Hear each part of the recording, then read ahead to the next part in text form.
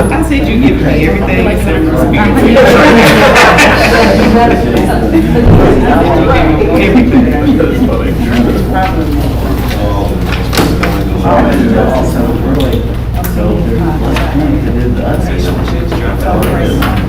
she said, make sure you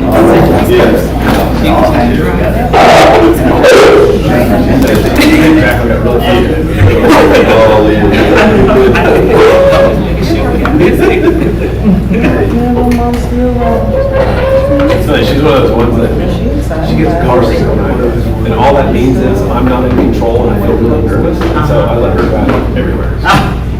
And I just pull my laptop out, so I'm working like on all shows. It's perfect. I got a chauffeur, she drives, she's happy, and I can work, and I'm happy.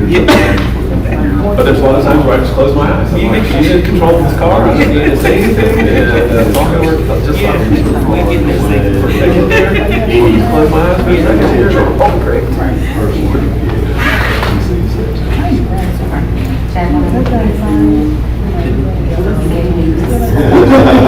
I'll let you know if there is. Certainly not. It's not that big a deal for the lady, because a lot of it's in the program.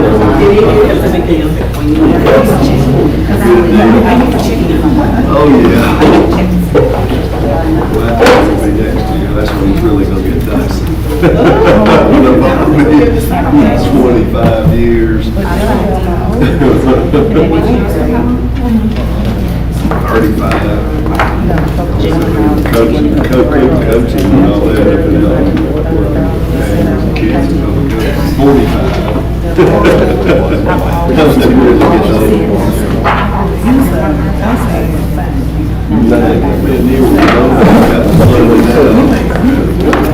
Figure out how to get this thing right now. Put on my glasses.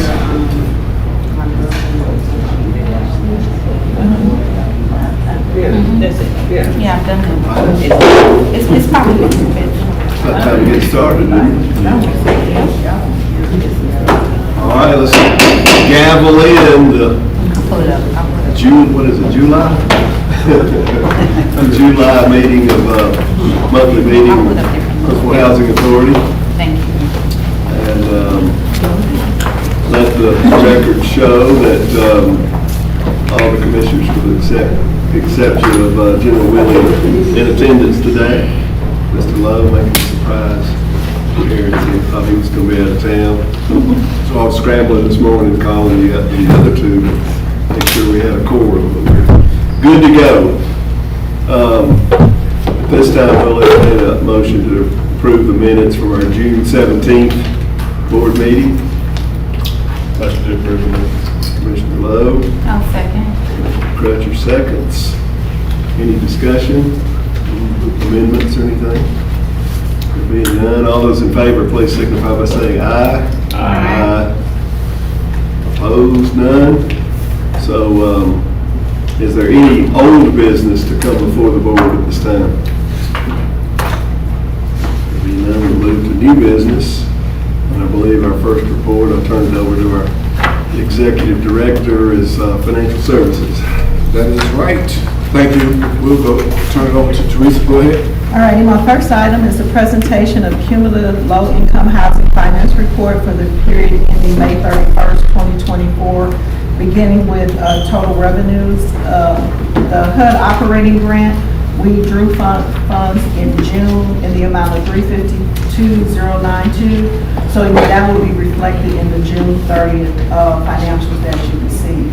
Also, other income at this time, we have a favorable variance of $10,000, and that breaks down to the receipts we received in May of $36,549. We received a Lowe's rebate, Hague insurance dividend, and also Stone Manor prior year insurance reimbursement. So that is the cause for our favorable variance there. Overall, total administration, we have not incurred audit fees yet, and have not incurred audit fees. Training and travel and other administrative costs are below at this time for this reporting period. Moving to number 4, with total tenant services, salary and benefit for resident services is budgeted in this line item. For intake and housing operation, the intake department has 1 staff open position, and the other tenant services was for the 16 participants in the cooking matter class. Moving forward to the second page of the financials, with number 5 being total maintenance. At this time, these line items are trending below the budget for this reporting period. Number 6 is total protective services. The actual hours invoiced by the vendor were lower than the anticipated budget for Johnson & Todd. The HHA Board of Commissioners approved a new security service company in June, so we will expect this line item to also increase, but it should be in line with the budget. Number 7 is payment in lieu of taxes, and this line item is expensed in the last month of the calendar year. Collection loss is favorable at this time of reporting.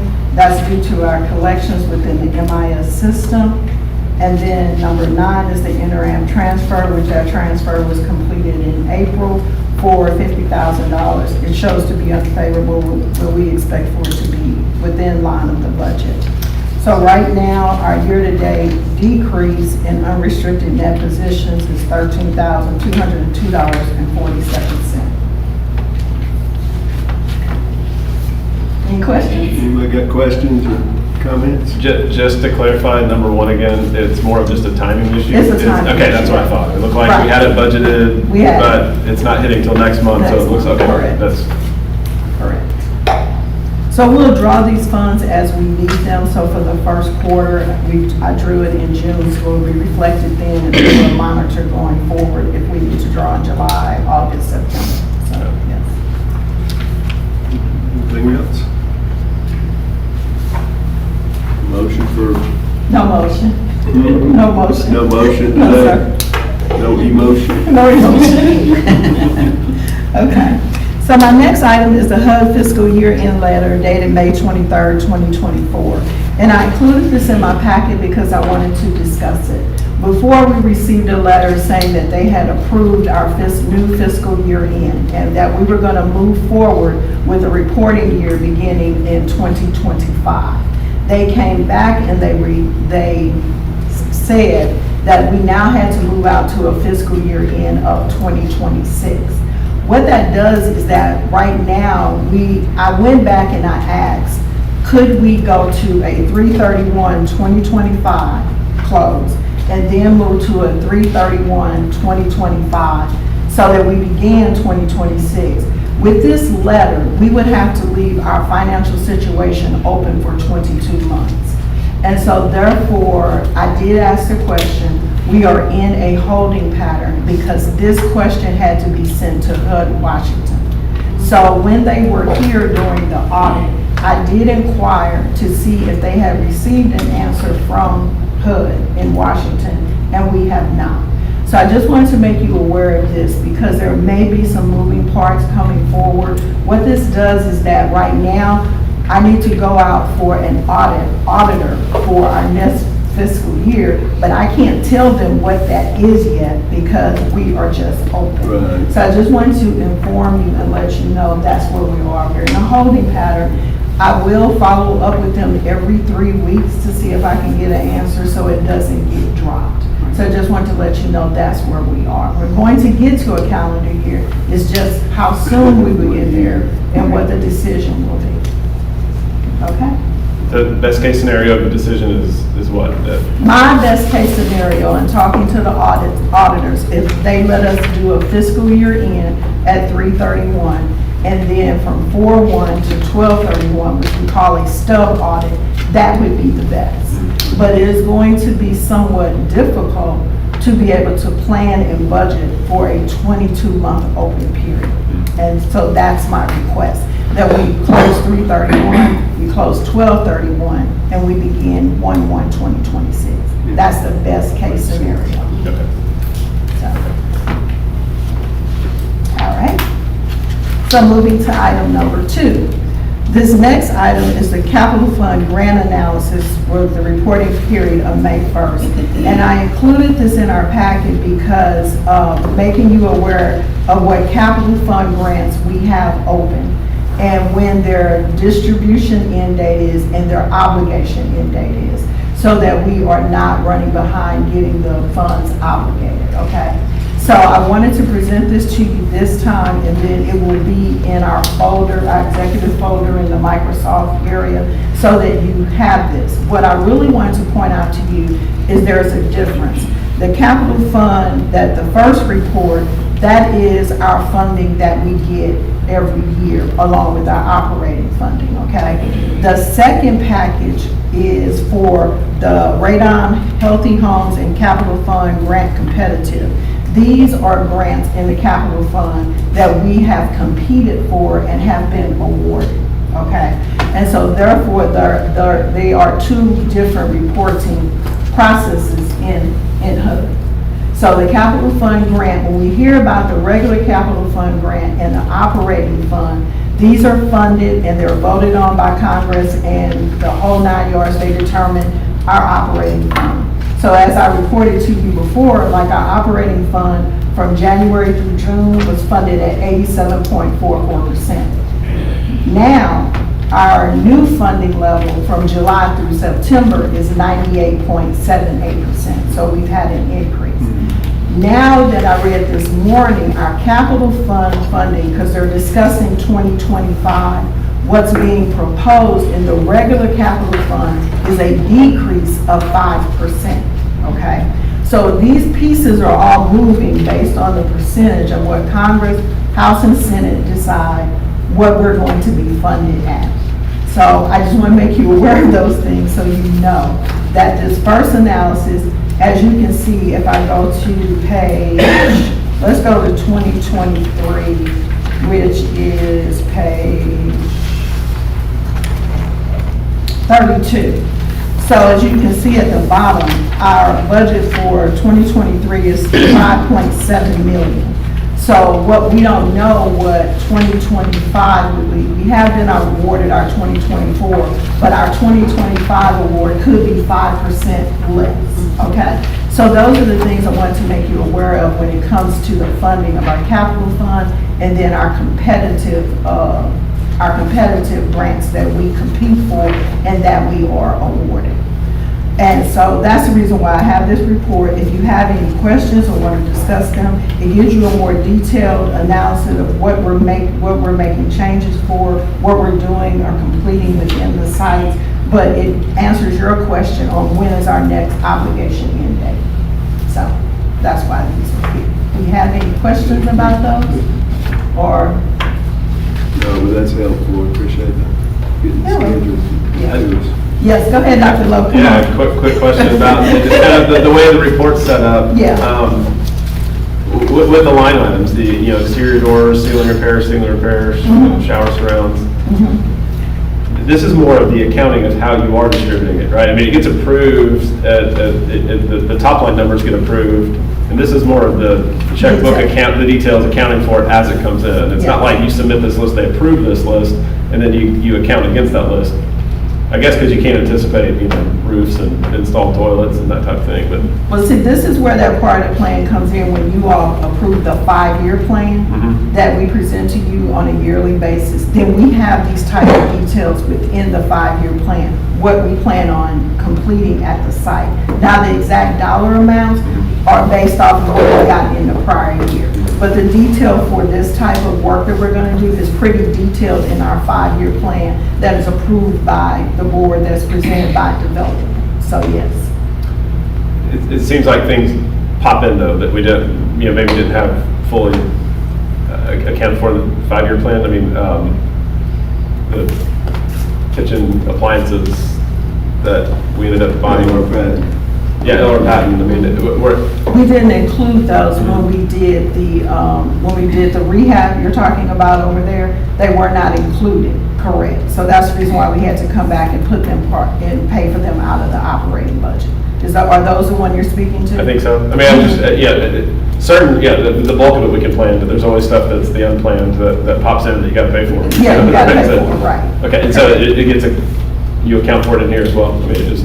Now, we can't change these when we That's 'cause present capital's those not plans. operating. You said that kind Those of are- operating.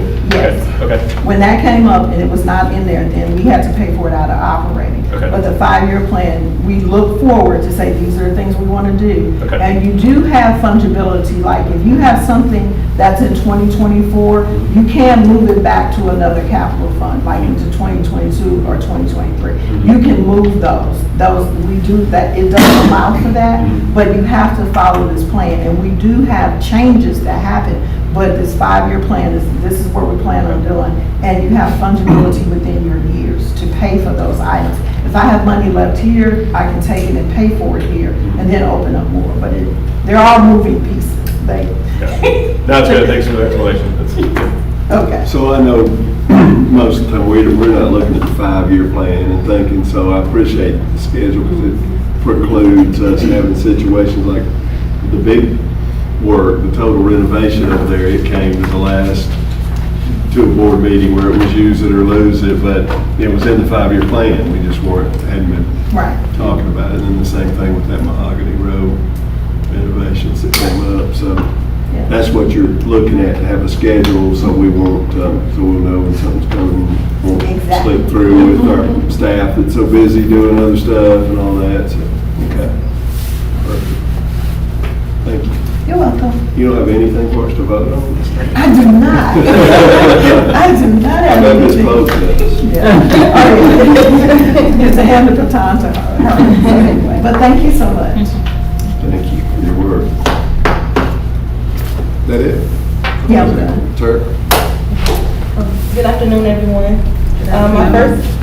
My first board action is to act on a resolution authorizing the executive director, CEO, contracting officer to approve a change order to the contract with Building Systems Technology for additional work and materials needed to repair the fire alarm system at Todd Towers.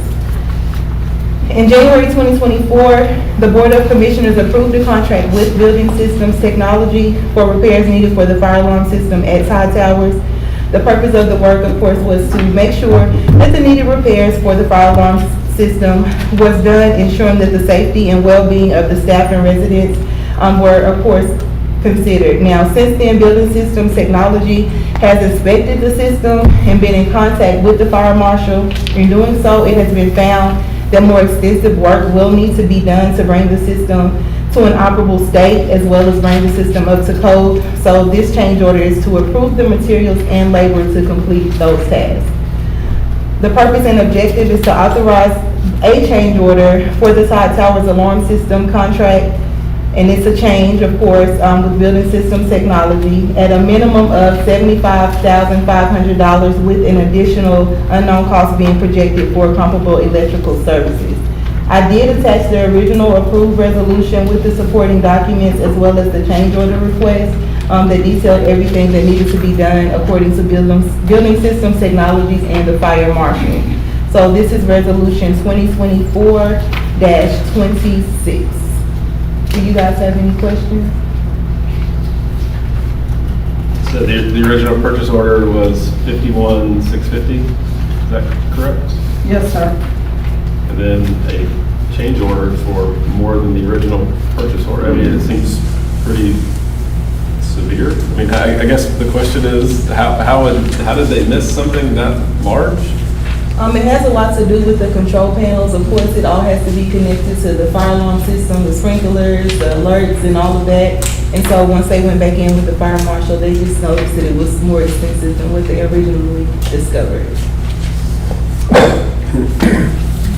Like some work I'd be getting done in my house. Yeah, I agree. A lot of it seems severe. This is not really on this subject, but did we address the elevators over there? Is anything happening with them? We're still continually working on the elevators. I think we have one currently still down over in Todd. Inside Towers, yes. Talking to a company out of Birmingham to see if they can at least service them for us. they've made it very clear that, you know, repairing them is probably not the thing. And then we have some concerns about the complete modernization and paying for that. If we do have the monies, but then you have some other projects that are going in place too. So, short, we're working on trying to get those services. Thank you. Seems like there's a lot of issues in the building over here. They might need to build a new building. I'm gonna be at a grant. Yeah, it says one part in the update here for 34,892. Just reading through it, is the issue that they're looking for a comparable panel to go in? That's the hard to find part, or? With the building is so old, so of course the original electrical and all of that, trying to make sure everything works properly and is communicating the way it's supposed to throughout the entire building. Right. So the part is the panel. It's not like they're going back and rewiring. It's like all this wiring's coming to the central brain, and they got to find a. Right, but it is going to be some electrical, and that's why I noted that. There is going to be some electrical services that will need to be done to make the panel operate correctly. But yeah, the panel is the biggest issue.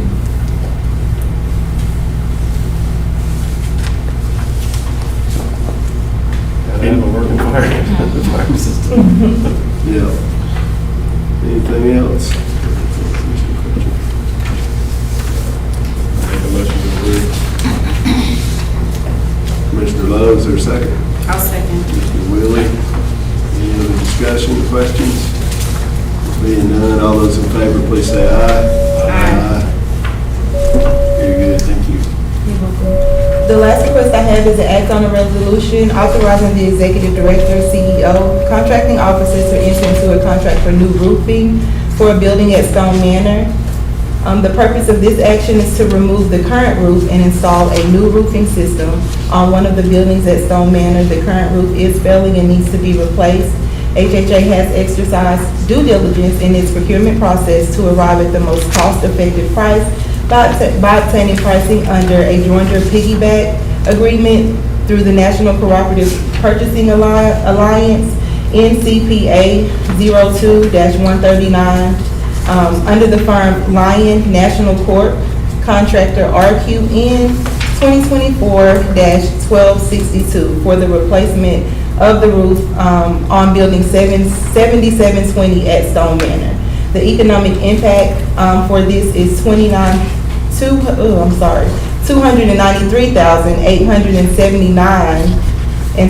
$293,879.27. And the funding will come from the HHA Capital Fund. This is the second building over at Stone Manor. We've already done the other building, so now we just need to go ahead and do this one. You remember how much it cost before the other building? I do not remember how much. Somebody know it off the top of their head. I know we paid in the capital fund, it was like 158 of it, and then we had to pay the balance out of operating fund, like about 75, so we're looking at what, about 225? This just seems so high, and I know we had the conversation about piggybacking and how efficient Yes. that can be, Definitely. but it seems like maybe bidding something like this out might make sense too. Is there a reason we didn't want to? It is bidding. It can't be in the co-op without having first been competed. Oh, we bid it out? No, the co-op, the reason we can piggyback with that co-op is because that service has been competed, and those services are the cheapest that can be attained. That's why they're available on the co-op, and we can piggyback. We can't piggyback on something that was never competed They originally. didn't specifically compete that, but. or They did compete all kinds of roofing, Right. and so those are for that type of roofing. That is the lowest price that was attained during that competition. Okay. And it's valid for, I don't know, maybe a year on the co-op, then they can recompete it again. Makes sense. Yeah, that's the whole purpose of co-ops with other Right. municipalities or school systems. That service has been competed. So in HUD's eyes, the competition exists. And so therefore you're getting probably the lowest price you're going to get. Probably. I just like to see things competed, and, you know, we talk about that every time we do a procurement, local folks, but I understand. But this is resolution number 2024-27.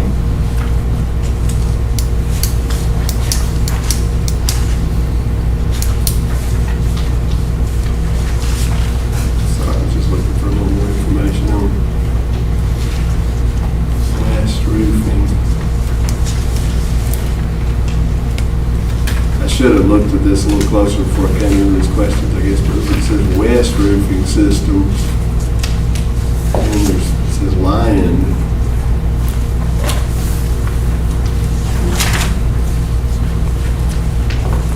One of those a contractor, and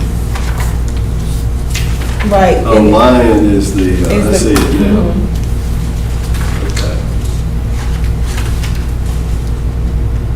The supplies will be provided, gotcha, okay. Anybody got anything else? Is there a motion for approval of the resolution? Motion to approve. Commissioner Willie, for a second. I'll second. Commissioner Lowe seconds. Any discussion, any further questions? There being none, all those approved, please approve by saying aye. Aye. Unanimous. Thank you. That's all your turn. Yes, sir. Thank you. You're welcome. Last one is, development. Teresa. Good afternoon. I hope you all are doing well. Requesting for board action to a resolution reauthorizing the executive director, CEO, contracting officer to submit a disposition application on the excess land at Gateway. The Huntsville Housing Authority seeks the board approval for said excess land at Gateway Place. The Huntsville Housing Authority has determined that we have no use for that excess land. You guys, if you look in your packet, is a copy of the previous resolution that you passed in 2020. And that resolution is 2020-37. And so today, what we're doing is updating that resolution for the demo dispo application through the SAC office. The resolution states that whereas the Board of Commissioners on the 21st day of September 2020 adopted a resolution authorizing the ED, CEO, contracting officer to submit a disposition application to the Special Application Center of HUD for the excess land at Gateway Place development. Now therefore be it resolved by the Board of Commissioners of the Huntsville Housing Authority that the Executive Director, CEO, Contracting Officer be reauthorized to sign and submit the application and certifications required in the disposition application for the excess unused land at Gateway Place. And the updated resolution number is 2024-28. Okay, this always seemed like a no-brainer to me that we should have been able to get this done long before now. We've talked about it for several years here. But our original application was denied because of the flood issues. It was a lot of things, flood, and I think there was a question in cost, trying to sell it for lower than what it was appraised for. All of those were issues that were outlined in their letter of explanation. And so what we are having to do is get an updated appraisal, get the cost that will match the appraisal and get the new resolution. But there was a few things. One was, I think the biggest light bulb that went out is why we're selling a piece of land for less than appraised value. And then number two, The what? less than appraised value. Why are we selling it? Why are we selling, Yeah. what did you say was the reason? That was one of the reasons in the Oh. letter, that was stated in the letter. And then the other one was, they didn't want to sell it because it was in a floodway. And that was kind of, we were stuck on that because we were not trying to build anything on it. Right. They just kind of used that as one of their leverage pieces. And so what we're doing now is just kind of bringing it back to them to see if they'll walk us through the application to see exactly what they need for us to offload it. And this is one of the things that they've asked us to do. So hopefully, this time, if we get the hospital to commit to the price that is in the appraisal, and we have all the documents, we'll be able to move forward. Not to say that we will, but this is just a step that we have to go through. Is the healthcare authority that manages the hospital system, are they in the loop on this, or they? We've contacted Clinton and Tracy to let them know where we are. They are still very much interested in acquiring that land. And so they are in the loop. They're waiting on the updated appraisal from us, and then they'll take it to their board to see if they can get us a LOI. And then we can submit that to the Special Application Center after that. Anybody got anything else? Questions about? No, it seems like we have to do this in order to get into the process, so this just allows us to get into that process. Right. That's the way I understand it. So. Yeah, dispositions on. All right. Got anything, council? I think you've worked on this a lot. Yeah, very good. All right, is there a motion for approval? I'll make the motion. Commissioner Crutcher, is there a second? I'll second. Commissioner Willie. Anything else? Not, all those in favor of the resolution as presented, please signify by saying aye. Aye. Opposed? None. Thank you. When we get that done, That'll be huge. I mean, just one hurdle after another. Now that the emergency medical system is getting involved, they were wanting to land helicopters over there, and I said, well, can't do that. We got to make sure that we dispose of this land before we do anything like that. So hopefully, I thought everybody could do it before. yeah, I'm like, no, we can't do anything like that. start vibrating our Yeah. seniors world over there. So hopefully that'll work out. I want to, I guess it's on me, give everybody an update on a couple things. One, last week we started a summer league for a lot of our young people who live in the inner city. I really believe in that. I think it gives our kids an opportunity to really have a safe place to go. Really, a couple days a week after school. I mean, after the after school. I mean, summer programs are finished. We had a packed jam on Thursday. Just a bunch of kids and their parents came out. And I showed up on Tuesday. Yeah, and so We canceled on Tuesday, We- last we- minute. we got them going, man, and I mean, we were able to serve them sandwiches afterwards. My wife actually went out and bought 100 Chick-fil-A sandwiches, so everybody got a chance to eat something after they left. We had Gatorade and water there for them, and so just, I told her she can't do that again, but it was a good atmosphere for those kids, man. I just, sometimes we don't see things like this as huge, but giving them a safe place to go on a couple of nights a week is huge. Kind of in the same spirit as the whole midnight basketball. Yeah.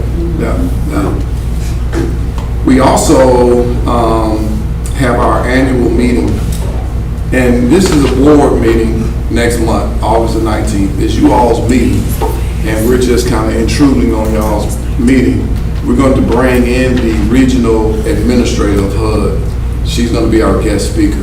That morning, we're going to do a couple of roundtable discussions with some interested parties in North Huntsville who are looking to try to do something, to try to see what they can do as far as creating some affordability in North Huntsville. And this group, led by just concerned citizens of that part of the town, they really want to see what they can do to be more involved and engaged in what we do. So the regional administrator will give some updates on programs that are available for funding, and we'll have a couple of community leaders come in. So once we get the agenda, we'll send that out to everybody so that you'll know if there's a time you want to come by and sit in on some of those meetings. Then she will be our keynote speaker for the lunch that we'll have that day, and hopefully we'll have some people from HUD, and they'll be able to share updates from the field office. I also want to just recognize our staff for a awesome compliance review that was done last month. We had HUD who came and posted up in our building for a whole week. They received everything that they needed to receive, and the exit interview went quite well. I think that, you know, they had high praise for our board and our staff. They've actually recruited Shaquille to come and do some training in September. So I just want to commend the staff for, one, making sure that everything that they asked for, they were able to receive. And they say a lot of times that's a challenge. But just being transparent, doing what we do without really any secrets. And so just want to commend the staff for that. We'll get a report. We haven't got the letter? No, they said about 45 days, they'll give us an update on the report. Based on what one of the ladies said, there was no concern that they saw that day. And so it's just good for them to be here and get that done, especially knowing that they probably won't be back for another 5 years to do this again if we are selected. And then a week or so before that, we had somebody from headquarters here doing a compliance review on our ACV program. They didn't have any findings as well. And so it's good to know that, you know, when you have somebody check your oil, that the oil is still in there and that the machine is running the way it needs to run. And so that's grateful. Now, in May of last year, we received a letter saying that we were a finalist for the Choice Neighborhood Planning Grant. And I said that if we were not a finalist, I wouldn't get upset. Fortunately, I don't have to worry about that because I got a call this morning saying that we are a finalist and we will receive the Choice Neighborhood Implementation Grant. And so I just want to, again, thank all the staff and board members who worked on that. Larry got in the car with us one day when our flight got canceled. We had to drive to St. Louis at the last minute. So Shonda went through all the interviews with all of the potential developers at the time. And so I got an email from Lucy Blackburn, who's over the Choice Neighborhood this morning. I was copied in the email. And so, man, I just think that this is a transformational time for the Housing Authority and what we're going to be able to do. I just can't wait to the meeting we have with Johnson Towers residents to let them know that this is no longer an application, that this is about to happen. And I'm excited about it. So it's really not much that can happen this week that can change my enthusiasm. So I guess I can end with that. Congratulations, that is huge. Any idea of like timeline or way things start to roll now? I know y'all gotta work on that, getting the implementation schedule. So I talked to McCormick Barron last week, Friday, because we have a blank canvas out front. You know, ours will probably we'll probably start seeing some dirt starting to move probably a lot sooner than a lot of agencies who have to tear down buildings. So they will announce, and I think they'll do a check presentation, and I'm just waiting to get more details on when that will happen, but it'll start moving pretty quick. Nice.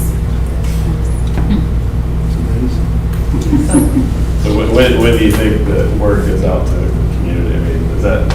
We're working on that now. I think they said that we're gonna try to do something Wednesday, but officially, I think from what I've heard, HUD will try to be in town next week.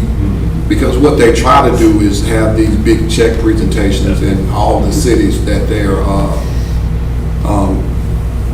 that are award winners. And so, we'll know locally. I've been talking to the field office about doing a press release Wednesday of this week, and then I think the big announcement and somebody from headquarters will be here next week.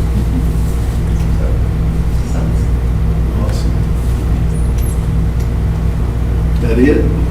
I mean, that's it for me.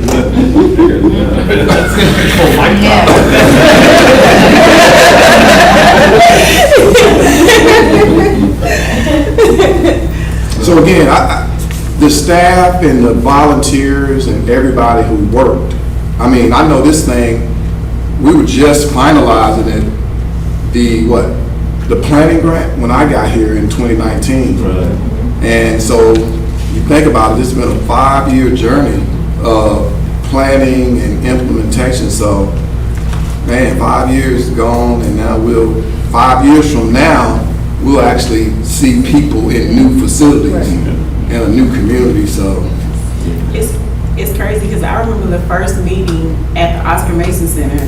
The very first meeting is no longer there. Oscar Mason been gone for what, 2 or 3 years? We had the first meeting there yeah, it's been a while. when we first talked about it. And now it's happening, wow. Yeah. It's amazing. Tell you, did the email also go to the city counterparts as well? Dennis and the mayor, I'm sure that they're. So apparently, the city knew last week. So we got to work on that communication a little bit. They knew last week because they got a call from a congressman. So HUD calls the congressman calls the city, and you know, we got to work on that. But they know. Yeah. Yeah. Time for the elected officials to start taking the credit. Yeah. That's the way it works. I guess that petition was submitted by the city and then we were under the city. We were called applicants, they were heads, and They were yeah. head, okay. All right.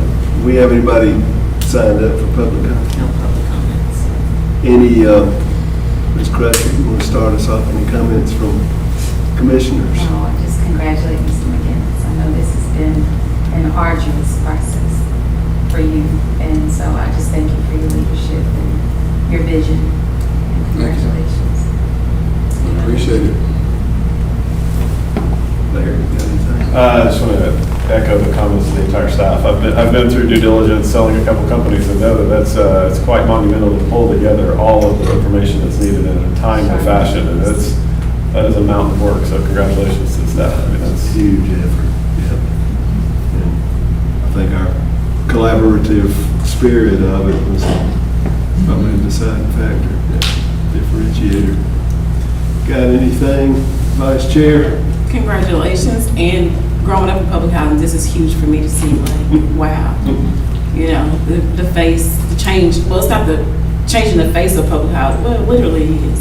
But to see it, it's like, wow, you know. Congratulations. I think it sets the bar. You and I've talked about this for a lot of our residents too. We can tangibly say, if you are in family self-sufficiency and you do all these things and you really work at your, you know, coming up and there's an opportunity to participate, be part of it. So it's exciting. And just echo, and I sat in the exit interview with the compliance audit as well as the kickoff meeting, I guess. And again, and the compliments for our staff and just the knowledge and experience and being able to produce documents and reports and all. It's, one thing it told me was, because they were pretty candid, I mean, a lot of housing authorities are really not very well organized and not able to, their job's arduous when they go in, and they just continue to talk about how our staff made it easy and that y'all were great to work with. And they were very complimentary of our board too. I mean, they, you know, just having documents like we looked at today, and they were just asking me really basic questions about our monthly meetings and notice and all those things, and that we take for granted. Y'all are really doing well. They sang our praises to the board, and you and I, my vice chair, were the only two they met with, so what can we say? Right. They wanted you to speak and be a presenter at some conference. I didn't get that. In September. Yeah. Be great. So, thanks to the staff, and thanks for all the effort from board and staff, and the collaborative spirit of the whole community here, you know, having the hospital participate. And you know, I see connectivity everywhere. I mean, we're talking about having them giving them the opportunity to purchase this piece of property. I mean, this hospital system, they're stepping up and going to build and pay for their own workforce housing and provide a clinic. And I just became a grandfather on July the 4th. My daughter had a baby, and, you know, being in the hospital in the maternity ward and seeing, you know, people from public housing and people that, you know, getting state-of-the-art health care. So our hospital is a great partner, and there's so many different touch points. Hopefully we can make this happen because, you know, they're kind of landlocked and need this property. So it all connects. Anybody got anything else? If not, we'll adjourn and have lunch. Thank you. Good stuff, good stuff. Y'all know about that?